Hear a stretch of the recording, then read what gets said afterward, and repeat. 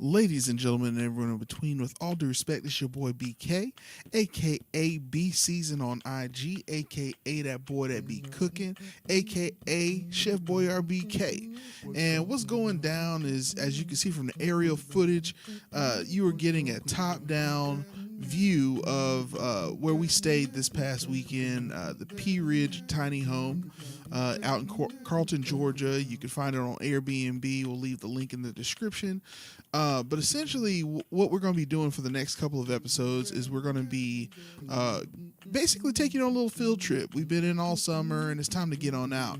And so, part one of this series is going to be building the proper campfire for cooking. You see us cooking outside during the summers, and we're going to make sure you guys understand what we're cooking over here.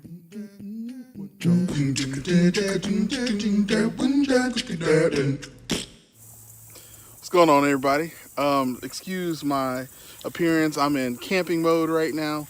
Ducks in the background. Hair is looking so superfluous right now. But anyway, just want to give you some updates on what you're doing when you're cooking with a fire. So building a bonfire is very different from cooking with a fire. Bonfire is all about make big fire, put lots of fuel.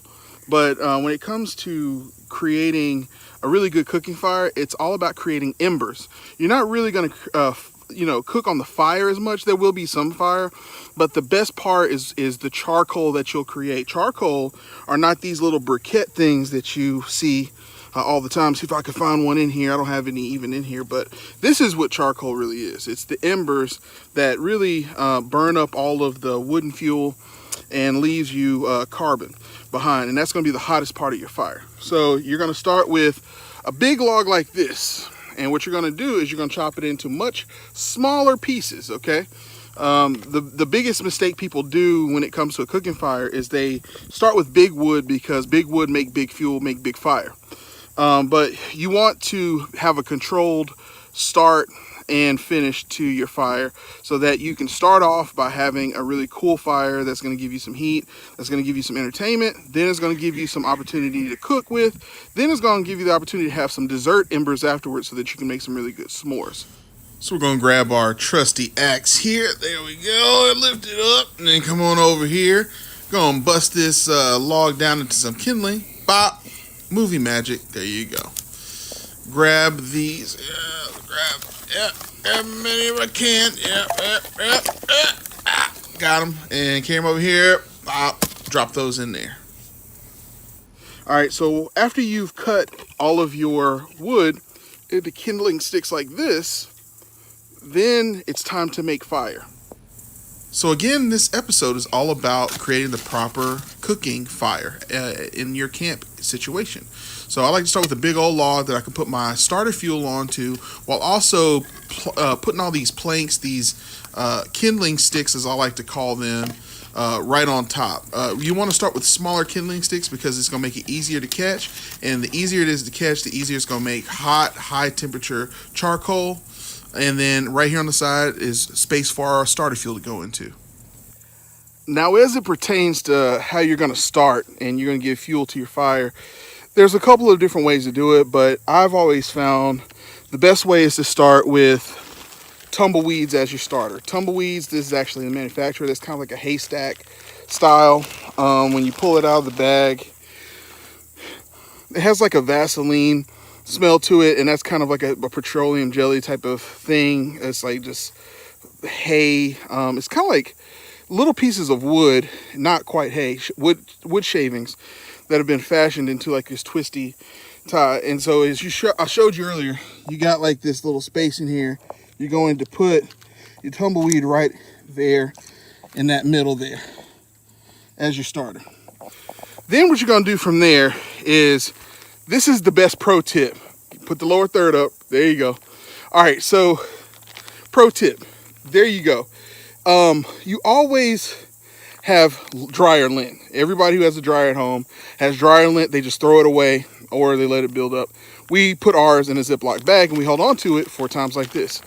When you get ready to make your fire, you can use up a lot of tumbleweeds, and they are expensive.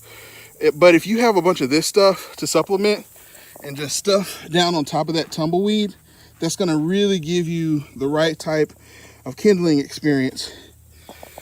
And that lint, it really starts really easily. It smolders. That's why you want to have the kindling sticks right on top of it so you can make that fire. So here we go. We're about to get started. Okay, so step one from here is going to be making sure that you have a lighter with a long neck on it. Be safe. No need to get super survivalist about your matches and things like that. If you're going to use matches, you get the ones with the long neck.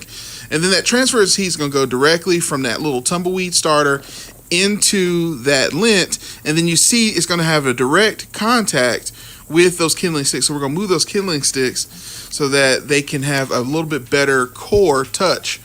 Again, you don't want to have to heat up the air in between the sticks. You want them to go right from one stick to the next. You're making your really nice high heat core. Now we're going to have all of our instruments to help take care of this fire close to us, our cooking utensils. If we need some brown paper sacks, we have those ready. We got the bigger logs, and then we're going to get this lighter out of the way because anything that is within that little ring there is going to get very hot. So be very careful. And as you see that it's starting to get kind of dark and sooty toward that middle core, that means you got a sustainable catch on all of those kindling sticks. So now we can build our real teepee, which is going to really build the bigger part, the hottest part of the flame. But you don't want to start with these. You want to build these in after you get this core. So 3 logs will do more than enough in this situation, and then you'll build yourself that triangle style teepee.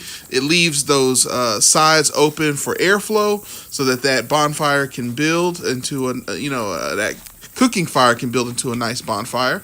And just give it time, let it build, and voila. Look at those logs starting to get nice and dark toward the top and on the inside. Once they completely catch, then you're ready to kind of move the logs around, but give it time and really just enjoy nature. Hey, and that's a good fire. Remember, the most important pro tip of the situation is that you're not just cooking the food, you're also cooking the wood.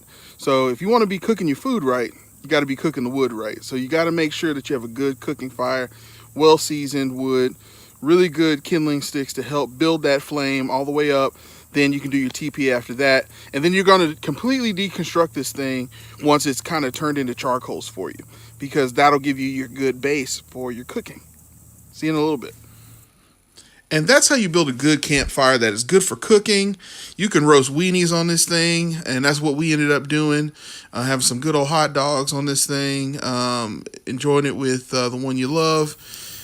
You can even take those logs once they get there, bring you a poker from home.